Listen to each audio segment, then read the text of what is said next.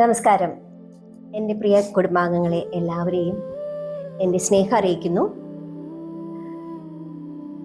എല്ലാവരുടെയും ചിറ്റൂര് ജനിച്ചു വളർന്ന എല്ലാവരുടെയും മനസ്സിൽ തെളിയുന്ന ഒരു രൂപമായിരിക്കും ചിറ്റൂരപ്പൻ്റേത്. അതുപോലെ എല്ലാവരുടെയും ഉള്ളിലും ഉയരുന്ന ഒരു നാമമാണ് നാരായണ. തെക്കൻ ഗുരുവായൂർ എന്നറിയപ്പെടുന്ന എറണാകുളം ജില്ലയിലെ തെക്കൻ ചിറ്റൂരിൽ സ്ഥിതി ചെയ്യുന്ന ശ്രീകൃഷ്ണസ്വാമി ക്ഷേത്രം. ഗുരുവായൂരെ അതേ പൂജകളും ചൈതന്യവുമാണ് ചിറ്റൂര് എന്നാണ് ഭക്തജനങ്ങൾ വിശ്വസിക്കുന്നത്. ഒരു ക്ഷേത്രത്തെക്കുറിച്ച് നമ്മൾ ചിന്തിക്കുമ്പോൾ ആദ്യം നമ്മുടെ ഉള്ളിൽ വരുന്നത് ആ ക്ഷേത്രത്തിലെ പ്രതിഷ്ഠയും തിരുവുത്സവവുമായിരിക്കും. മേടമാസത്തിലെ തിരുവോണ നാളിൽ ആറാട്ടോടുകൂടി സമാപിക്കുന്നതാണ് ചിറ്റൂരപ്പൻ്റെ ഉത്സവ ആഘോഷ പരിപാടികൾ. ക്ഷേത്ര ചടങ്ങുകളിൽ പ്രാധാന്യമർഹിക്കുന്ന ഒന്നാണ് ഉത്സവ ബലി അഥവാ അഹസ്. നൂറ്റാണ്ടുകൾക്ക് മുമ്പ് തന്നെ ക്ഷേത്രത്തിൽ 2 ഉത്സവ ബലികളാണ് നടന്നിരുന്നത്. കൊടികേറിയതിൻ്റെ 3-ാം ദിവസവും 5-ാം ദിവസവുമായിരുന്നു ഉത്സവ ബലി നടത്തിപ്പോന്നിരുന്നത്. പിന്നീട് അന്നത്തെ കാരണവരായ അക്കുമാൻ എന്ന് വിളിക്കുന്ന ശ്രീ ശങ്കരമേനോൻ ആ 5-ാം ദിവസത്തെ ഉത്സവ ബലി ഏറ്റെടുത്ത് നടത്തി തുടങ്ങി. കാലങ്ങൾ കടന്നുപോയി. അന്നത്തെ കാരണവരായിരുന്ന കണവള്ളിൽ കാരണവരായിരുന്ന ശ്രീ നാരായണ മേനോൻ തറവാട് ഭാഗം വയ്ക്കുകയും കിഴക്കേ കണവള്ളിക്കാർക്ക് ഉത്സവ ബലി നടത്താനുള്ള അവകാശം നൽകുകയും ചെയ്തു. അന്നു മുതൽ കിഴക്കേ കണവള്ളി തറവാട്ടുകാര് അത് അത്യധികം ഭംഗിയായി ഏറ്റെടുത്ത് നടത്തിപ്പോരുന്നു. കുടുംബത്തിന്റെ ക്ഷേമത്തിനും ഐശ്വര്യത്തിനും വേണ്ടിയാണ് ഉത്സവ ബലി നടത്തുന്നത് എന്നാണ് പൊതുവെ വിശ്വാസം. ഇനി എന്താണ് ഉത്സവ ബലി അഥവാ അഹസ്? അത് നിങ്ങളോട് വിശദീകരിക്കുവാനായി ഏറ്റവും അർഹതയുള്ള ആള് നമ്മുടെ ശരത്ത് തന്നെയാണ്. ഇത്രയും വിവരണങ്ങൾ, ഇനിയും വരുന്ന വിവരണങ്ങൾ അത്യധികം ഭംഗിയായി ചിട്ടയോടുകൂടി എഴുതിയിരിക്കുന്നത് ശരത്ത് തന്നെയാണ്. നമ്മുടെ ക്ഷേത്രം തന്ത്രി ബ്രഹ്മശ്രീ ചേന്നാസ് നാരായണൻ നമ്പൂതിരിപ്പാടാണ് ഇത് സ്ഥിരീകരിച്ചിരിക്കുന്നത്. ഉത്സവ ബലിയെക്കുറിച്ച് നമുക്ക് കേൾക്കാം ശരത്തിന്റെ വാക്കുകളിലേക്ക്. ശരത്. നന്ദി മായ ചേച്ചി. നേരത്തെ പറഞ്ഞ പോലെ ചിറ്റൂരപ്പൻ്റെ ഉത്സവത്തിൻ്റെ 5-ാം ദിവസമാണ് കണവള്ളിൽ അഹസ് ഉത്സവ ബലി നടത്തിക്കൊണ്ടിരിക്കുന്നത്. ഉത്സവ ബലി അഥവാ അഹസ് എന്താണ് എന്നാണ് ഇവിടെ പറയുന്നത്. ഭഗവാൻ ശ്രീകോവിലിൽ നിന്നും വന്ന് പഴുക്കാമണ്ഡപത്തിലിരുന്ന് സപ്തമാതൃക്കളുടെ മുന്നിലായി ഹവിസ് തൂകുന്നത്. അതായത് ക്ഷേത്രം തന്ത്രിയും സഹായികളും ചേർന്ന് ഹവിസ് ഓരോ സപ്തമാതൃക്കൾക്കും തൂകി ബലിക്കല്ലിലും തൂവുന്നതിനെയാണ് ഉത്സവ ബലി അഥവാ ഹവിസ് തൂകുക എന്ന് പറയുന്നത്. ഈ ഹവിസ് തൂകുന്നതിനെയാണ് കാലക്രമേണ അഹസ് എന്ന രീതിയിലേക്ക് ചുരുക്കി വന്നിരിക്കുന്നത്. ഇത് 5-ാം ദിവസം നടത്തി വരുന്നത് കണവള്ളിൽക്കാർ തന്നെയാണ്.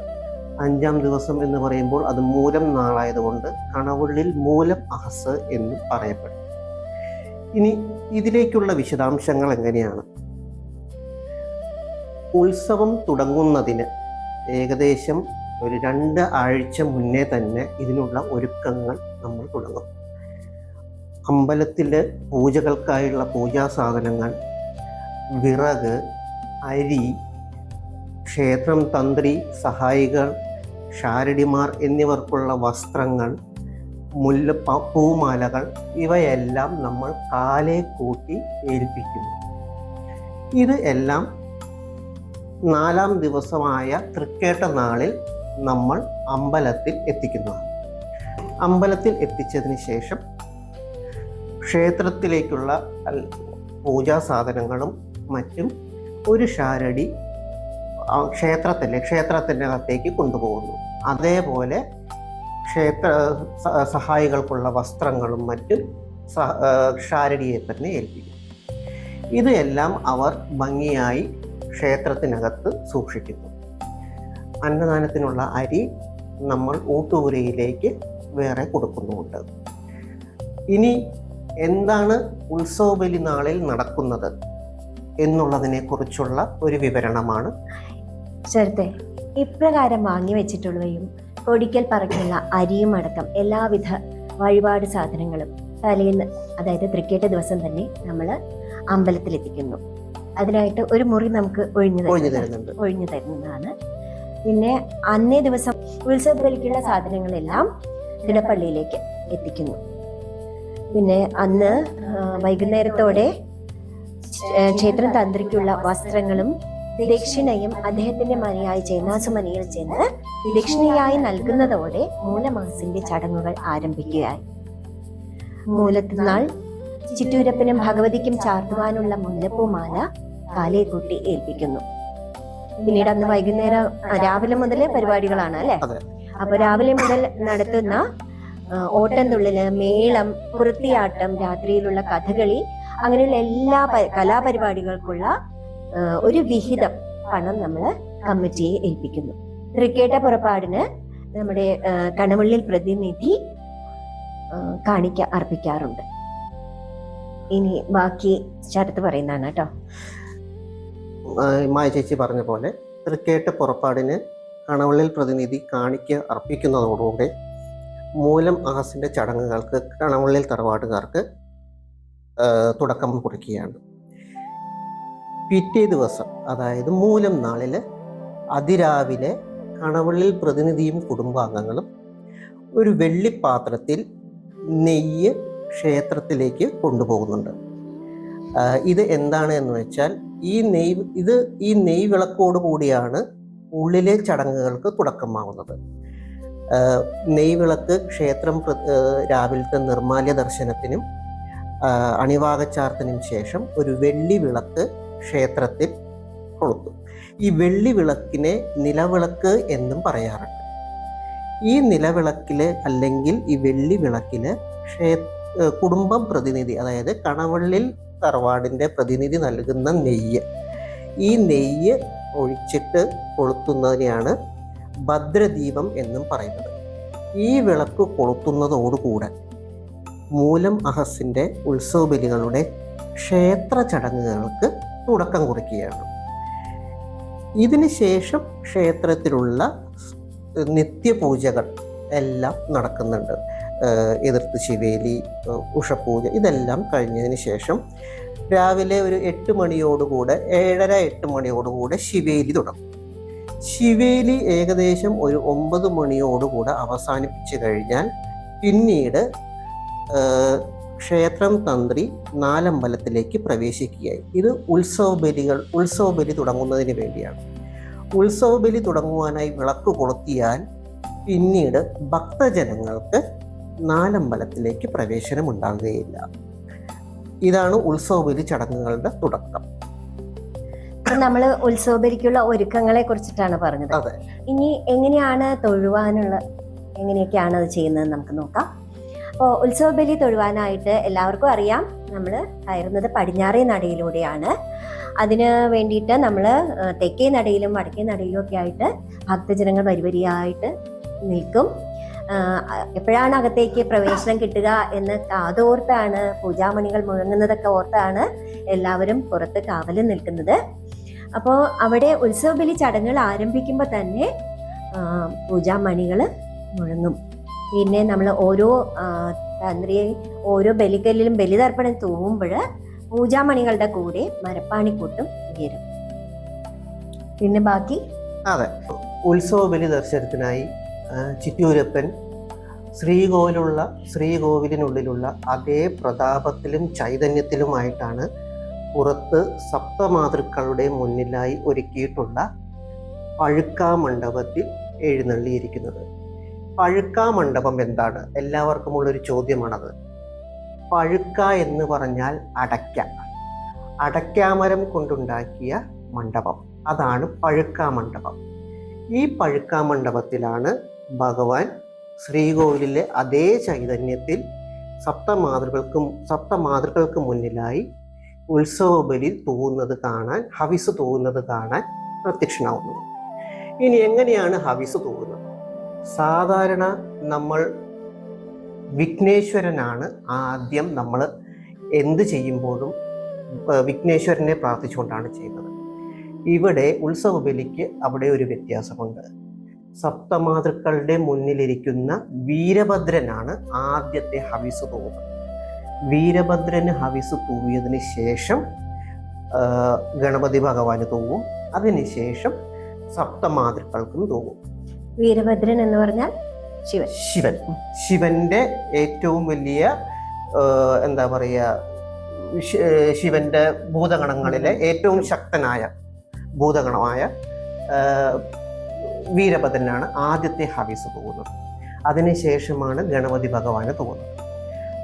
ഈ ഹവിസ് തൂവി തുടങ്ങുമ്പോൾ മരപ്പാണികൊട്ട്, ശംഖ്, കൊമ്പ്, ഇലത്താളം, ചെണ്ടമേളം എന്നിവയുള്ള വാദ്യഘോഷങ്ങളോടെയാണ് ഹവിസ് തൂവുന്നത്.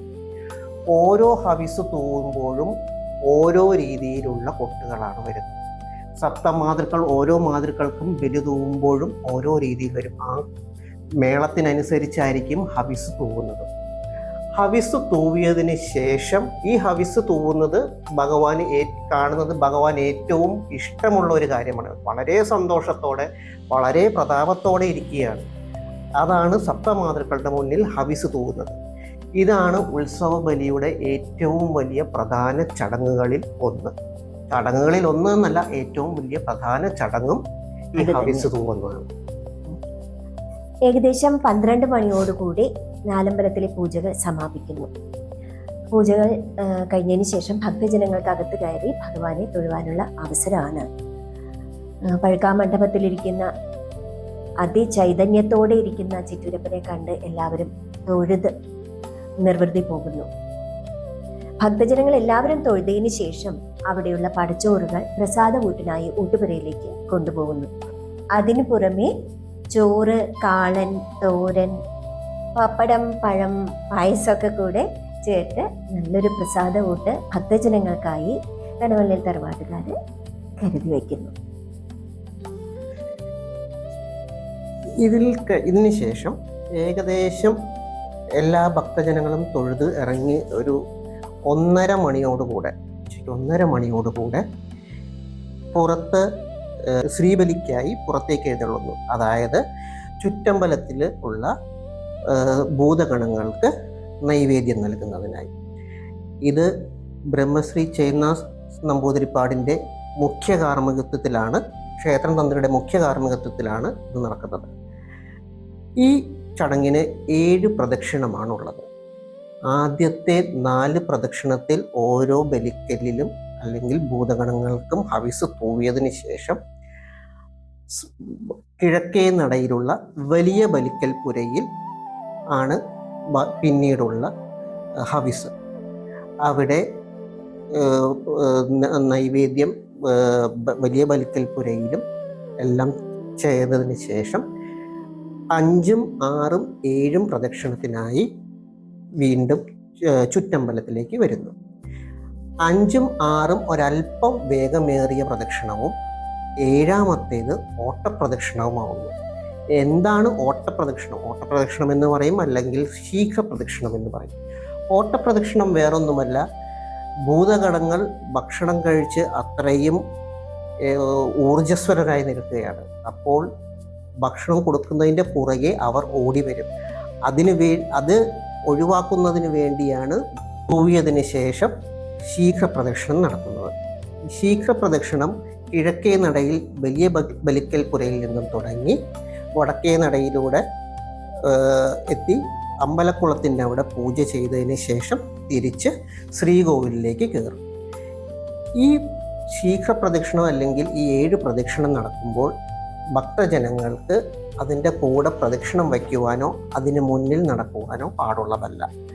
കാരണം ഭൂതഗണങ്ങൾക്ക് ഭക്ഷണം കൊടുക്കുന്നതിന് തടസ്സപ്പെടും എന്നുള്ളതാണ് ഐതിഹ്യം.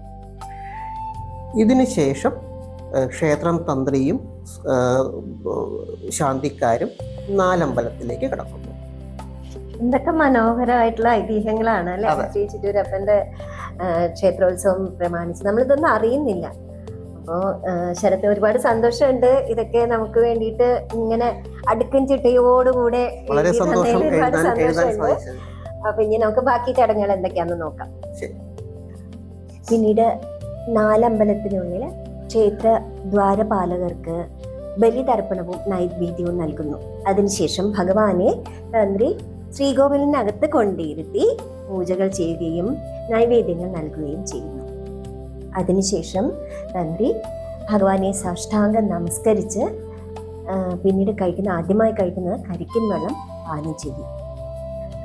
ഉത്സവബലി ചടങ്ങുകൾ തുടങ്ങുന്നത് മുതൽ, അതായത് രാവിലെ അത്ര നേരത്തെ ഉത്സവബലി ചടങ്ങുകൾ തുടങ്ങുന്നത് മുതൽ എല്ലാ ചടങ്ങുകളും, അതായത് ഭൂതഗണങ്ങൾക്ക് ബലിതർപ്പണവും ഭഗവാന് നൈവേദ്യങ്ങളും നൽകി കഴിയുന്നത് വരെ തന്ത്രിയും സ്വാമിമാരും ഒരു ജലപാനം പോലും കഴിക്കുകയില്ല. അതിനുശേഷം കണവള്ളിൽ പ്രതിനിധി ദക്ഷിണ നൽകി പ്രസാദം സ്വീകരിക്കുന്നതോടെ ഉത്സവബലി ചടങ്ങുകൾ സമാപിക്കുകയാണ്. അതിനുശേഷം മാത്രമേ നമ്മുടെ കണവള്ളിൽ പ്രതിനിധി പോലും ജലപാനം കഴിക്കുകയുള്ളൂ. അതുവരെ ഭക്തജനങ്ങൾക്ക് നാലമ്പലത്തിലേക്ക് പ്രവേശനവും ഉണ്ടായിരിക്കുന്നതല്ല. ഇപ്പോൾ നമ്മൾ പറഞ്ഞല്ലോ, തന്ത്രിയും സ്വാമിമാരും ഏകദേശം ജലപാനം ചെയ്യില്ല എന്നുള്ളത്. ഏകദേശം രാവിലെ ഒരു 8 മണി 8:30 മുതൽ വൈകിട്ട് 4 മണി വരെ ഒരു 8 തൊട്ട് 9 മണിക്കൂറാണ് അവർ ജലപാനമില്ലാതെ, ഇത്ര കഠിനമായ ചൂടില്, മേടച്ചൂടില്, ഇത്രയും ചൂടില് ജലപാനമില്ലാതെ അവർ അത് ചെയ്യുകയാണ്. അത്രയ്ക്കും ആത്മസമർപ്പണത്തോടു കൂടിയാണ് അവരത് ചെയ്യുന്നത്, വണങ്ങുന്നത്. ഇതോടുകൂടെ വൈകുന്നേരം ഏകദേശം ഒരു 4:30 എല്ലാം കഴിഞ്ഞ് നട അടയ്ക്കുകയാണ്. പിന്നീട് നട തുറന്നതിന് ശേഷം താമസമില്ല, ഒരു അരമണിക്കൂറോ 3/4 മണിക്കൂർ അതിനുള്ളിൽ തന്നെ നട തുറന്ന് ദീപാരാധനയ്ക്കുള്ള ഒരുക്കങ്ങളായി, നിറമാലയും ചുറ്റുവിളക്കിനുമുള്ള ഒരുക്കങ്ങളായി. ഈ നിറമാലയും ചുറ്റുവിളക്കും എല്ലാം അന്നത്തെ ദിവസം കണവള്ളിൽ തറവാടുകാർ തന്നെയാണ് അത് ചെയ്യുന്നത്. ദീപാരാധന സമയത്ത് നമ്മൾ നിർമ്മാലയ്ക്ക് ചുറ്റുവിളക്കിനായി തിരികൊളുത്തുകയാണ്. വിളക്ക് കൊളുത്തുന്നത് ആദ്യം ദീപസ്തംഭത്തിനാണ് കണവള്ളിൽ പ്രതിനിധി വിളക്ക് കൊളുത്തുന്നത്. ദീപസ്തംഭത്തിന് കൊളുത്തിയതിന് ശേഷമാണ് ചുറ്റുവിളക്കുകളെല്ലാം കൊളുത്തുന്നത്. പിന്നീട് വൈകുന്നേരത്തെ കലാപരിപാടികൾ, ക്ഷേത്ര കലാപരിപാടികളും മറ്റ് കലാപരിപാടികളും ആരംഭിക്കുകയായി. അതിനുശേഷം രാത്രിയോടുകൂടെ ഒരു 3 മുഴം മുല്ലപ്പൂവ് ഭഗവതിക്കും ചിറ്റൂരപ്പനും നമ്മൾ ചാർത്തുന്നുണ്ട്. നമ്മളത് നേരത്തെ ഏൽപ്പിക്കും. ഒരു ശാരടിയെ നമ്മൾ നേരത്തെ ഏൽപ്പിക്കുന്നു പറഞ്ഞിരുന്നല്ലോ. അത് വൈകുന്നേരത്തേക്ക് ചിറ്റൂരപ്പനും ഭഗവതിക്കും നമ്മളത് ചാർത്തും. അത് ചാർത്തിയതിന് ശേഷം വൈകുന്നേരത്തെ നേദ്യവും അത്താഴ പൂജയും തുടർന്ന് അത്താഴ ശിവേലിയും നടക്കുന്നതാണ്. അത്താഴ ശിവേലിക്ക് ശേഷം ഭഗവാന് തിരിച്ച് ശ്രീകോവിലിൽ കയറി അവിടെ നിലകൊള്ളും. അതിനുശേഷമാണ് ഭഗവതിക്ക് പൂജ നടത്തുന്നത്. ഭഗവതിക്ക് പൂജ നടത്തി അന്നത്തെ അതിനു വേണ്ടിയുള്ള രാത്രിയിലത്തെ നേദ്യത്തിൻ്റെ പ്രസാദവും കണവള്ളിൽ പ്രതിനിധിക്ക് കൈമാറുന്നു. രാത്രി 12 മണിയോടെയാണ് വിളക്കെഴുന്നള്ളിപ്പ്. മുല്ലപ്പൂവ് മാല ചാർത്തിയ തിടമ്പിൽ ശ്രീകൃഷ്ണ ഭഗവാനെ കാണുന്നത് അതിവിശിഷ്ടമാണ്. ഈ മുല്ലപ്പൂ മാല ചാർത്തുന്നതിലുണ്ട് ഒരു ചെറിയ പ്രത്യേകത, അല്ലേ? അതെ അതെ. ആ മുല്ലപ്പൂ മാല 10 മുഴം മുല്ലപ്പൂവാണ് നമ്മൾ ആ തിടമ്പിൽ ചാർത്താനായിട്ട് കൊടുക്കുന്നത്. 10 മുഴം മുല്ലപ്പൂവ് 2ആയി കോർത്തു വയ്ക്കും. 2 ഇഴയായിട്ട് ഇടും. അതായത് 5 മുഴം 5 മുഴം വെച്ച് അങ്ങനെ കോർത്ത് നടുവിൽ, അതായത് ആ പൂവിൻ്റെ ആ മാലയുടെ നടുവിലായിട്ട് ഒരു താമരയോ അല്ലെങ്കിൽ ജമന്തിയോ, ഒരു ലോക്കറ്റിന് സമമായി താമരയാണ് നമ്മൾ എപ്പോഴും പറയാറ്. പിന്നെ താമരയുടെ ലഭ്യത വളരെ കുറവായതിനാൽ ചിലപ്പോൾ അത് ജമന്തി പൂവും നമ്മൾ വയ്ക്കാറുണ്ട്. അപ്പോൾ അത് താമരയോ ജമന്തിയോ അതിൻ്റെ നടുവിൽ കോർത്താണ് ഭഗവാന് തിടമ്പില് നമ്മൾ ചാർത്തുന്നത്. വിളക്കെഴുന്നള്ളിപ്പിന് ശേഷം ശ്രീകൃഷ്ണ ഭഗവാനെ ശ്രീകോവിലിനകത്ത് കൊണ്ടിരുത്തി നൈവേദ്യങ്ങൾ നൽകുന്നു. തൃപ്പുക എന്ന് പറഞ്ഞാൽ ആരതി ഒഴിയുക. ഭഗവാനെ ആരതി ഒഴിയുന്നതോടെ നട അടയ്ക്കുകയാണ്. ഈ നട അടയ്ക്കുന്നതോടെ ആ വർഷത്തെ കണവള്ളി തറവാടിന്റെ മൂലമഹസിന് സമാപ്തി കുറിക്കുകയാണ്. അത്രയൊക്കെയല്ലേ ഉള്ളൂ ചടങ്ങുകൾ? അത്രയേ ഉള്ളൂ ഇതിലല്ല. ചടങ്ങുകൾ. എല്ലാവർക്കും ശ്രീ ചിറ്റൂരപ്പൻ സർവ്വ ഐശ്വര്യങ്ങളും നൽകി അനുഗ്രഹിക്കട്ടെ എന്ന പ്രാർത്ഥനയോടെ ഉത്സവ ചടങ്ങുകൾ എല്ലാം കഴിഞ്ഞ്, മുലാഹസിന്റെ ചടങ്ങുകളെല്ലാം കഴിഞ്ഞ് നിർവൃതിയോടെ കണവള്ളിൽ പ്രതിനിധികളും കുടുംബാംഗങ്ങളും തിരിച്ച് മടങ്ങുകയാണ്. അടുത്ത ഉത്സവ നാളുകൾ സ്വപ്നം കണ്ട് ഇതിൻ്റെ കൂടെ ഞങ്ങളും മടങ്ങുന്നു. എല്ലാവർക്കും നന്ദി, നമസ്കാരം. നമസ്കാരം.